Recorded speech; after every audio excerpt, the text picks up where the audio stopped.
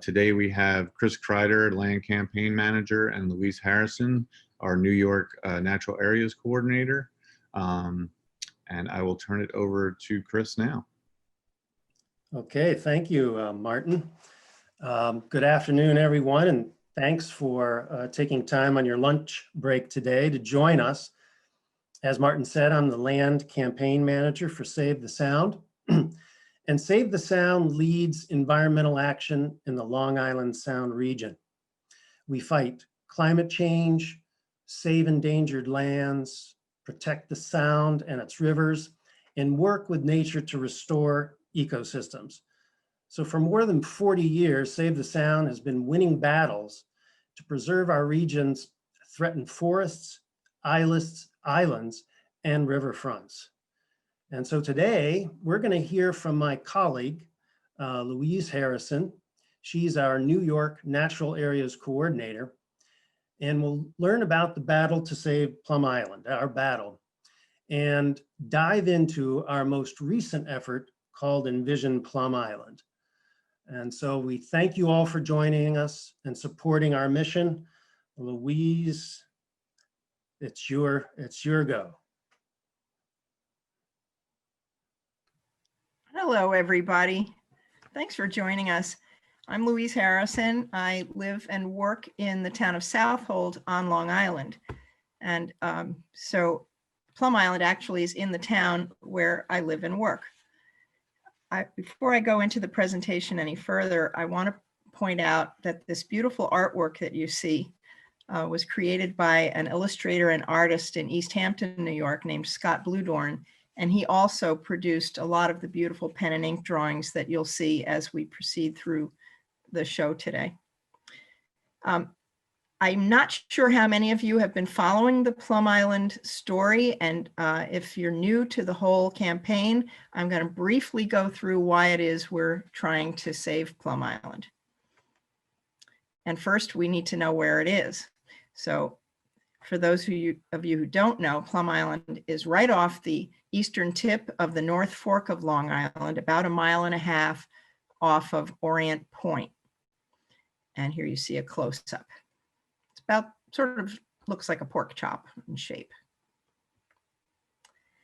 Plum Island is remarkable for its diversity of natural ecological communities, a very high diversity. If you look at the bottom of your screen, you'll see some numbers comparing the diversity of ecological communities and species of Plum Island and Central Park. Yet Plum Island has many more native species. The New York Natural Heritage Program compiled a map showing the wide variety of habitats on Plum Island. There are 25 different ecological communities identified there. Some of the more significant ones are eelgrass meadow, maritime bluffs, maritime beach, maritime dunes, and maritime grassland. The New York Natural Heritage Program also has been monitoring and reading the literature to find out about rare plant species on Plum Island. They, in particular, are following a particular species not shown in this slide called spring lady's tresses, and they're hoping that the population of spring lady's tresses can be brought back on Plum Island to higher levels the way it used to be after overly enthusiastic mowing has cut down its numbers significantly. And we're only just beginning to learn about the beautiful freshwater wetland, 96 acres on Plum Island. It's remarkable to look at from the sky or on foot, or if you're lucky enough to put on a pair of waders and wade in. Scientists would love to get back in there and study its riches. One of the more remarkable facts about Plum Island is that they keep finding more bird species. And as of now, 227 different species of birds have been sighted at Plum Island. Now, to put that in perspective, that's between 24 and 25% of all the bird species in all of North America, north of Mexico. So think how unusual that is for an 822-acre island in the New York metropolitan area. It's just remarkable. That alone is plenty of reason to want to save Plum Island. One of our favorite features of Plum Island are the harbor seals. This population hauls out onto the rocks there in the winter. It's the largest seal haul out area in New York and one of the largest in southern New England. And the waters around Plum Island are equally diverse and amazing. In the fall of 2019, through generous donation from an anonymous donor, you might be on this call, and we thank you, we were able to send scientific divers out into the waters around Plum Island to begin studying the benthic communities, the bottomland communities. And they found amazing coverage of every hard surface down there. In particular, there are these enormous glacial boulders on the bottom that had dropped 10,000 years ago and are now covered with all forms of marine life. The divers told us they haven't found a single square inch of any hard surface down there that did not have some form of life on it, including bryozoans, kelp, corals, sponges, and there were fishes and different fish species circling around the boulders as if they were coral reefs. Plum Island's not only known just for its biodiversity, it's also known for cultural heritage and its history. The Plum Island Light, which became fully operational in 1827, is still there. It needs restoration, but it is on the National Register of Historic Places, and you can easily spot it when you go by on the Cross Sound Ferry. The remains of Fort Terry are also on Plum Island. This was a very important fort on the east coast of the United States. It was established in 1897 around the time of the Spanish-American War. And even though no war broke out locally for us to be concerned about, the building of forts continued across Long Island Sound, and Fort Terry was one of them. Now, people who study historic forts have told us that it remains one of the most significant forts left that can still be found on the east coast of the United States because it is more intact than any of the others. The high security at Plum Island has kept vandals out, for instance. And there's a large community of people who are interested in military fixtures, as well as in our nation's history altogether, who would like to see Fort Terry restored and interpreted for the general public. But what most everybody's heard about, of course, is the Plum Island Animal Disease Center, and that's been operating there since the early 1950s, studying animal diseases that can affect our agriculture and are incredibly important to our nation's economic health, as well as the economies of nations abroad. They study foot and mouth disease, which is a devastating illness of cloven-hoofed animals, and they've developed a vaccine there. So the Plum Island Animal Disease Center is itself of historic significance. Veterinarians come there from all over the world, pick up the vaccine and study diseases, animal diseases there. And its state-of-the-art facility with highly regarded scientists will soon be moving to another state. This is what's going on. We have a problem. In 2008, the secretary, meaning the Secretary of the Department of Homeland Security, which owns and operates Plum Island, was told by Congress that it shall sell the island at a public sale and move the facility. And at the same time, a new facility was authorized to be established in Manhattan, Kansas. Basically, Plum Island was put up for sale. People jumped into action. I'm going to fast forward through some of the recent history of our campaign that you may already know about and may have been following, because I want to get to the crux of what our visioning program has been about in the last couple of years. What's been going on to create our new plan? As you may know, in about 2010, the Preserve Plum Island Coalition began to come together.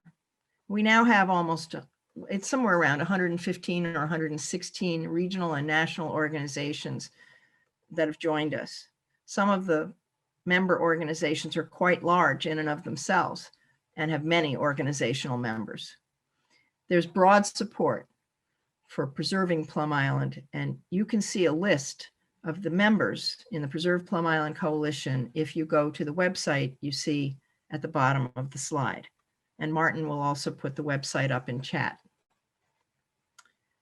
We went to Washington in 2017, the coalition, not only because we weren't getting the kind of traction that we wanted to repeal that law that Congress had passed to sell Plum Island, but to find out why we were having this trouble. What was the difficulty?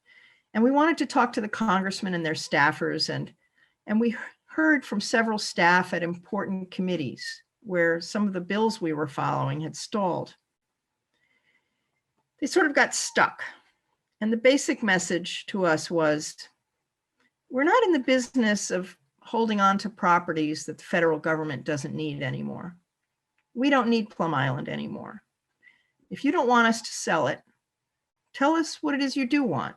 Show us what you're talking about.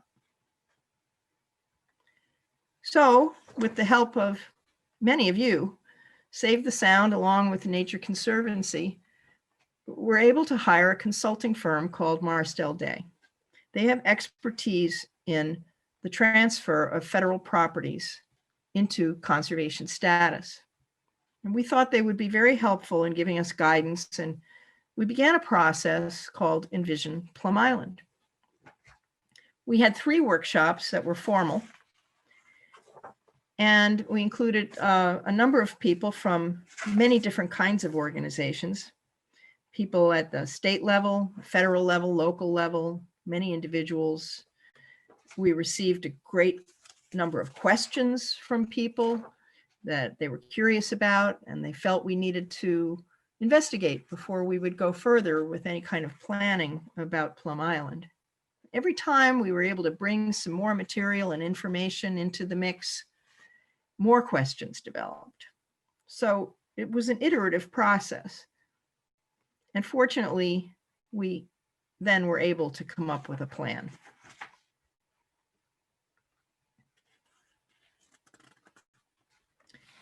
Their plan is very much dependent on something that the town of Southold did.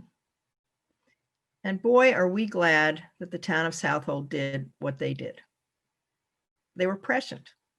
They anticipated that at the time the federal government might dispose of Plum Island, and if it should fall into the private hands, they would be in charge of deciding what kind of uses would be allowed there, but only if the property were zoned. And they wanted that kind of control. So in 2013, the town of Southold Town Board dealt with its planning department and the planning board, and together they came up with zoning for Plum Island.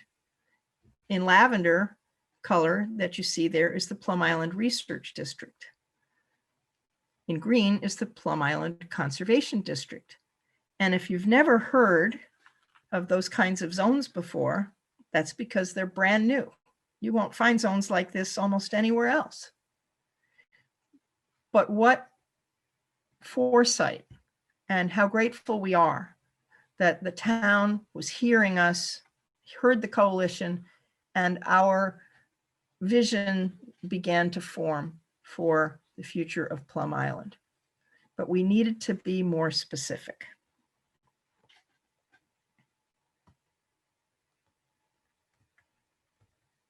And I'm having trouble moving my slide forward for some reason. Here we go.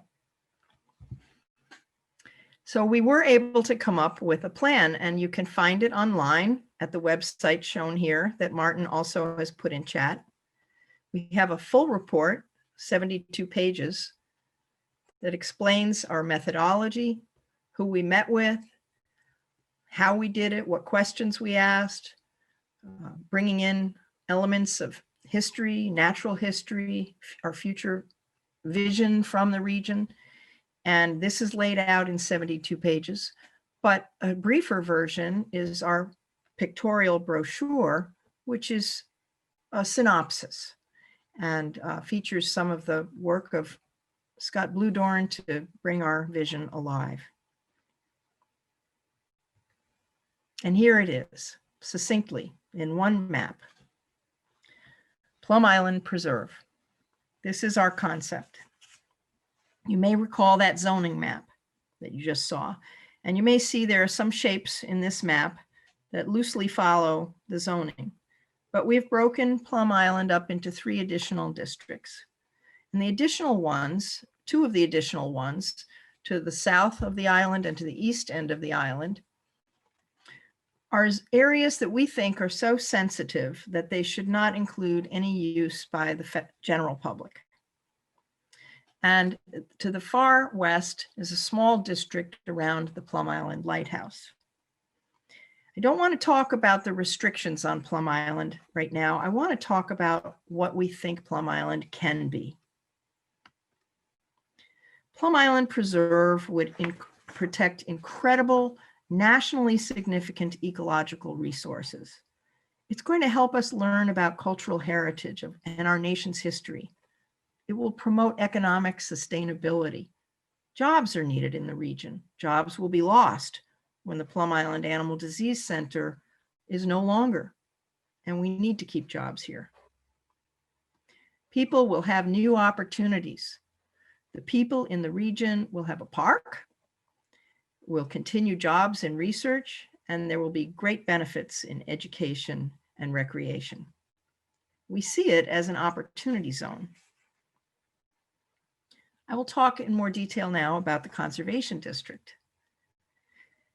This is where we're not just talking about a preserve, we're talking about preserving biodiversity. And in that zone, we would be preserving cultural heritage and history, as well as jobs. We see public access as being essential in the Conservation District, because with public access comes understanding. And with understanding, we can bring about good stewardship. We want to take care of Plum Island. We want to love Plum Island, but we don't want to love it to death. So we do look toward controlled public access, and I'll have more about that later. But we see the kinds of activities that could take place in the Conservation District that would include passive recreational activities like wildlife observation, potentially archaeological studies done sensitively, perhaps with ground penetrating radar so people don't have to do any digging and disturb archaeological resources. We want to know more about Native American culture and how it played out over millennia at Plum Island by the people who have lived here for 10,000 years. And we of course want historical interpretation, not just about Fort Terry, but learning about things that happened on Plum Island before Fort Terry. And there would be research zones in the Conservation District. And these would be areas that we think should be off limits to anybody other than researchers and their students. That would be that East End zone and the Southern zone you saw on the map. We see opportunities in this district to undertake ecological restoration also, particularly in areas that have become overwhelmed with invasive species. One example of potential use would be geologists like you see here, who are on their way off to look at the 70-foot high gorgeous bluffs and look for clues of how Plum Island was formed post-glacially. It's a fascinating place. Any geologist you talk to will wax eloquent about Plum Island. There may be researchers and students who might need to stay overnight. We're not looking at any long-term residences on Plum Island, but there may be an overnight need. And so a small dorm and classroom that could be created out of a restored building like this one would be appropriate. Here's a building that's not in bad shape, could be restored relatively quickly. The research district is the part closest to Orient Point. It's the zone that the town put around for the Plum Island Research Center, the Plum Island Animal Disease Center. It's about 125 acres. It's in the foreground in this photo. The town would like to see an academic campus there for either industrial or some other kind of research. The Long Island Association, which is Long Island's largest business group, like an umbrella group, stated as a priority in January of this year that Plum Island should be part of the Long Island Research Corridor. And that's where you see most elements of the research corridor are looking for funds to expand research. The Long Island Association and we see it as Plum Island being an opportunity zone to bring in new research. And the kinds of research people are looking at that we heard from our stakeholders would be things like renewable energy, climate studies, biotechnology, looking at cybersecurity of the power grid, already happening there, or ecological research. And we also came to the conclusion that whoever is going to hold this research district would provide resources for the management of the rest of the island and provide ferry access to and from the island. We expect that the ferries that now operate between Orient Point and Plum Island will be sold with the island or transferred, and would be available not just for employees of the research district, but we would like to see them also available for day visitors and tourists. Again, we want tourism to be sustainable. And one of the ideas that people came up with over and over again was the reuse of the historic Plum Island Lighthouse. It's of course very attractive. It needs to be restored.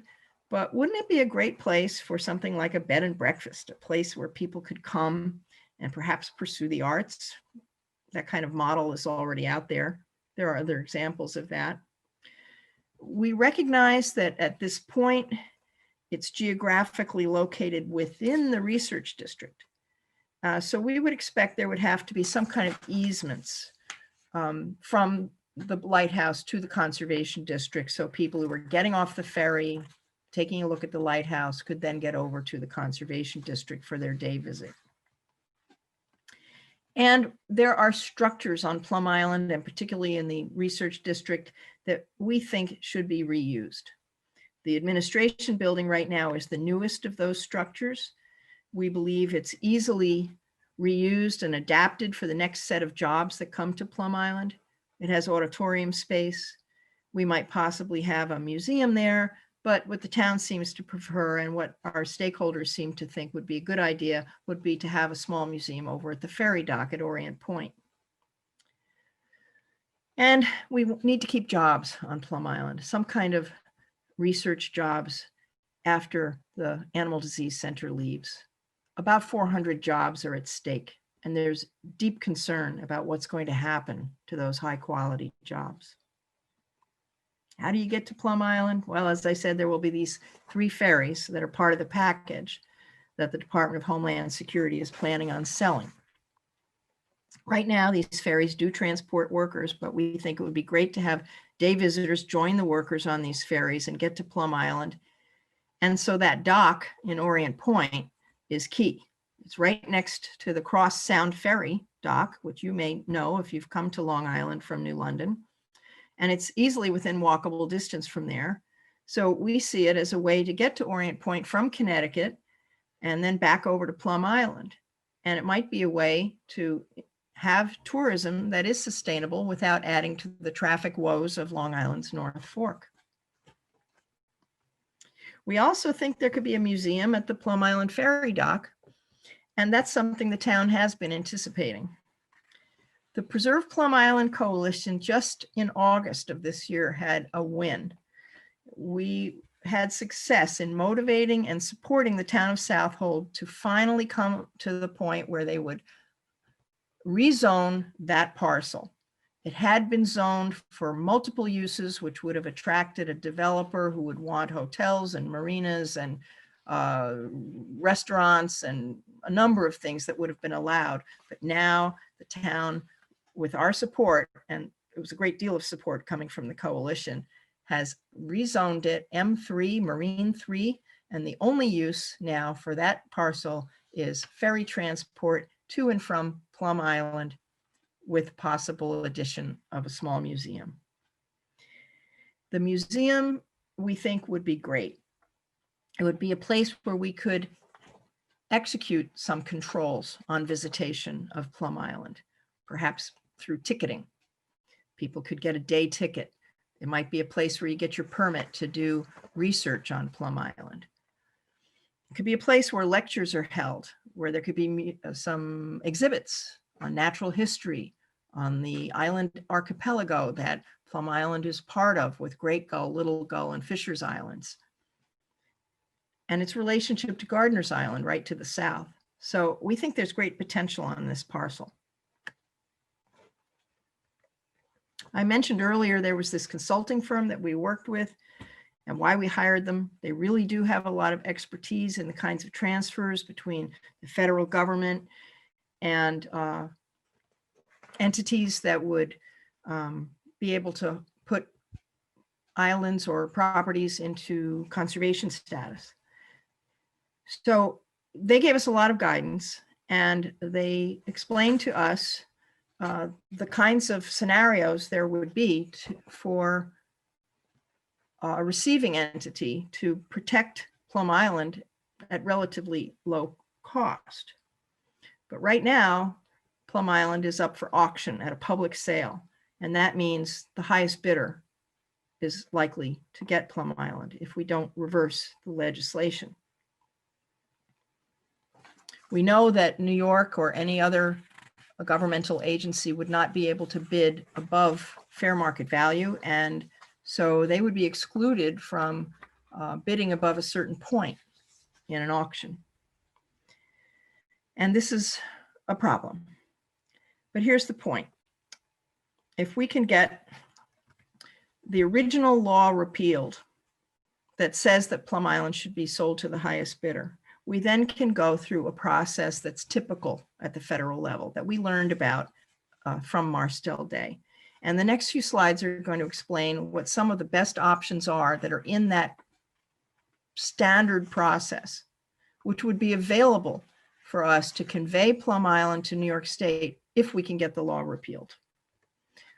There are two main conveyance types that would work for New York State to acquire Plum Island. One's called a public benefit conveyance. The other is a negotiated sale. The public benefit conveyance would work beautifully for Plum Island, we think, for the conservation district in particular. Plum Island could be conveyed to New York at little or no cost if New York could commit and ensure that the conservation district would be used for environmental protection or historic preservation, for instance. And another kind of public benefit conveyance could be used for the research district if New York State wanted to put the research district to use for public health or education purposes. Negotiated sale option is another form that's available, but here the fair market value would be brought into play. And so New York would have to buy something at fair market value if they went through a negotiated sale. We think that's the best option for the Ferry parcel, which now is valued at less than it was because its use has been declared to be much more limited. Thank you, Town of Southold. But to get these conveyance pathways into play, bringing a new dawn, as you see here from the Cross Sound Ferry, a new dawn for us to finally save Plum Island, we do need to repeal the Plum Island sale language in that 2008 law. That repeal, again, would reinstitute the standard federal property disposal process, and then New York could pursue wildlife conservation, historic preservation, and positive economic outcomes. So we need Congress to repeal the problem legislation. We have some things already in play, but there's a problem with this year's budget, as you may have been hearing about in the news. it looks like we're going to get something called a continuing resolution, which means that the federal government will be funded at its present day levels, and that we won't have an ability to move in on the appropriations process as we had hoped, and as we were successful last year in a limited way in getting the marketing put off for a year, the marketing of Plum Island. The bills that are stalled in the Senate probably aren't going to move for quite a while until the elections passed us, if then. So we're still moving and pushing on these, but there is some stalling at the federal level. We also need to motivate this man. And we do believe that if we can convince him, New York, state of New York, to acquire Plum Island, that we can transfer the island to the state at low or no cost in a public benefit conveyance and get the ferry parcel at a reduced price because of the new zoning in a negotiated sale. Plum Island Preserve is feasible. Plum Island Preserve, our vision for Plum Island, has broad support. Congress and New York can make it a reality. So I just want to thank you for all you've done to support us. And I know Chris has a few words for you. Just wanted to say we're really grateful to all of our donors, some of whom are on this webinar today, who support Save the Sound's mission. And we've received a number of significant donations that have specifically funded the Envision Plum Island report and process. And we want to thank you all. We're so pleased today that Louise was able to make this presentation and let you know of how we're going to use it. So thanks again. And I think we'll move to the question and answer session. Yes. And here's our information and our emails. You can always get in touch with me or Chris to ask questions if you don't get your question in now, or you have some ideas for us. So I'll ask a question, since it's awkward to have dead silence when you ask for questions.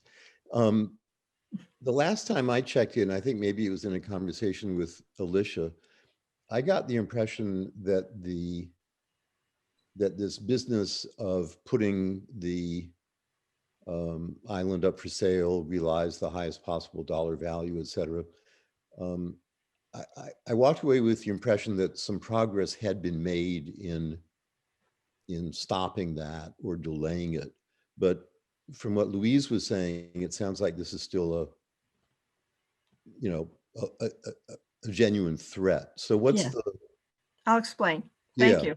Yeah. Because I was racing through, I didn't want to go over my time limit, and I know I did leave out some details. I apologize. Yep. What we got last December, which really was a coup. We didn't think it was going to happen, but on December 20th, we found out that through one of the bills, through appropriations, put a temporary halt on marketing of Plum Island. It took the money away from the General Services Administration. Basically, it ripped it out of the budget for the remainder of the fiscal year that GSA, General Services Administration, would use to market and ultimately sell the island. So with them not having funding to continue those activities, it was a reprieve. The fiscal year ended actually September 30th of this year. So it goes from October 1st of the previous year to September 30th the following year. So that halt was in place for that period. And we were concerned of what would happen on October 1st of this year. That's why the continuing resolution that I mentioned is important, but I hadn't given you the significance of it. In a continuing resolution, the previous budget allocations are in place, and the government continues to be funded at previous levels until it runs out of money. And so right now, the rule to not market or continue with sales activities for Plum Island is still in effect. But as soon, what we need to do is follow any change in that. On December, I think it's 10th, they're supposed to reconsider the continuing resolution and decide if they're going to continue it again. So, you know, I think everybody on this call is probably watching politics and sees how changeable things are right now, but Yeah. we're keeping our eyes on it. Thanks for the question. But the bottom line is that in order for so the default setting, I mean, if things just continue as they are, there would be no marketing of the property. But this, eventually we have to have a budget to run the federal government. So Right. sometime between now and let's say March, Yep. they're going to have to come up with a way to continue, and that provision will not be there.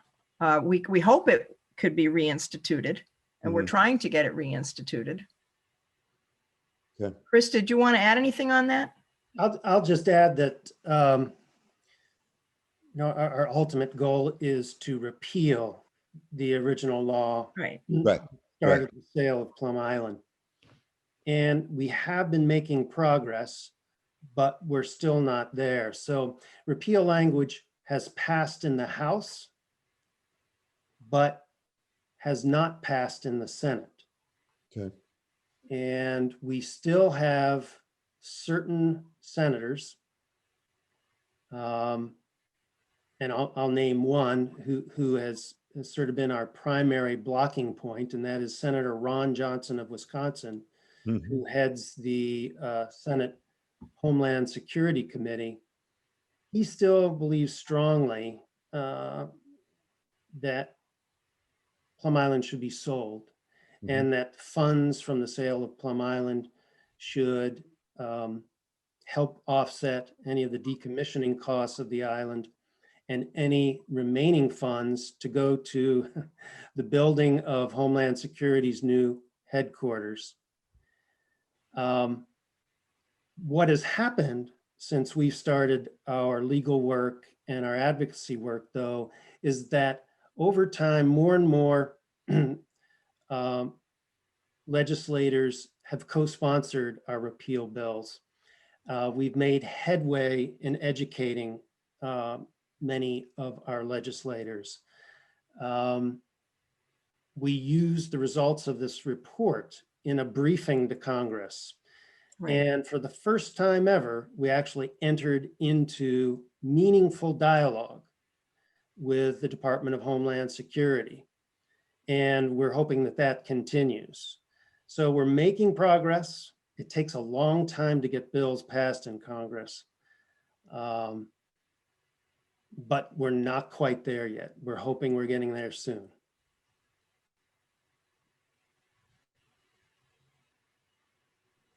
Okay, it doesn't look like anyone unmuted themselves, so I guess any last words from you, Louise or Chris? I just would say that I'm so grateful for the support that we've had and the variety of projects that you've supported. You know, particularly the scientific dive around Plum Island has gotten so many people excited.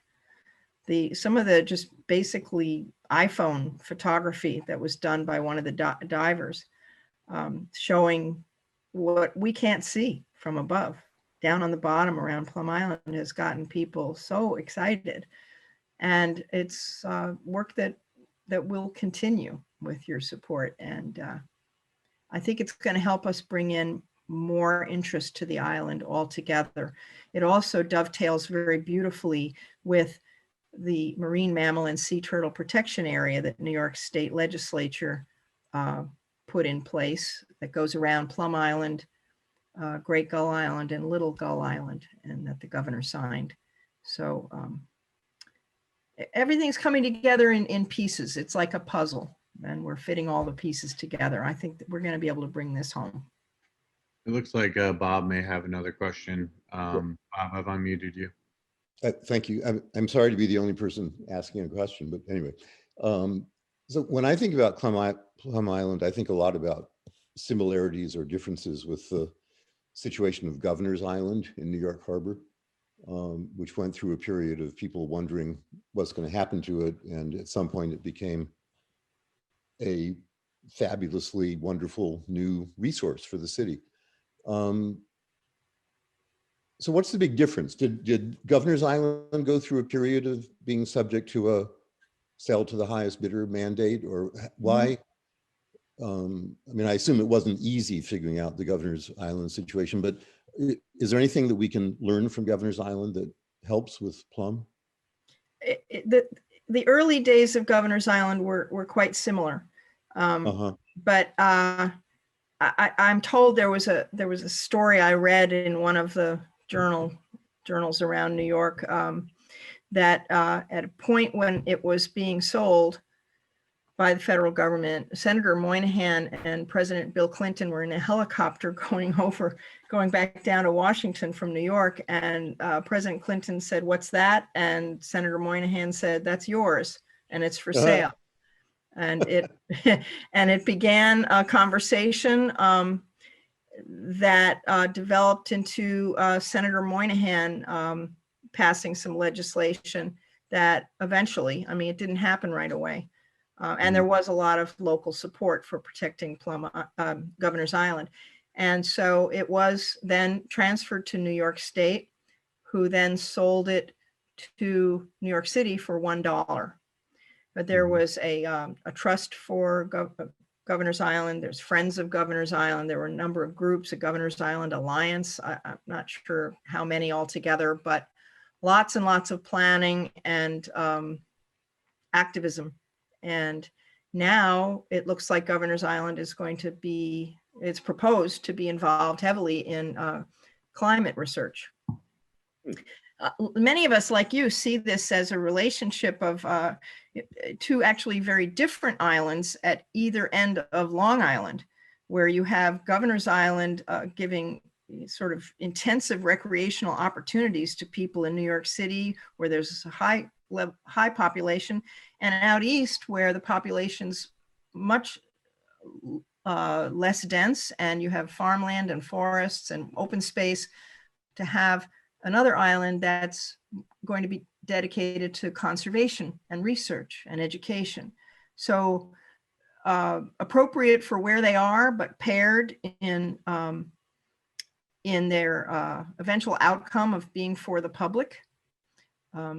And we would like it to be a model. I even think, and a number of people have been talking about, somehow pairing Plum Island with Governor's Island's new research in climate. And perhaps Plum Island could be a site for field studies.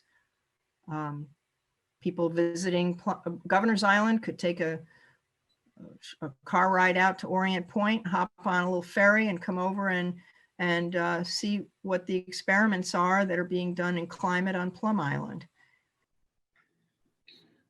All right, so with that, Alicia, would you like to say any last words and we'll wrap this up? No, I think a simple thank you for everyone for attending and listening. And we are always here. Louise had put up the emails. I think you all have my email though. If you need to get to Louise or Chris, I can get you their emails if you have further questions now or at another time about Plum Island. Thank you for your support and all of your attention. We appreciate it. Thank you everyone for participating today. We look forward to seeing you at our next presentation. Thank you. Thank you. Thank you. Bye. Bye.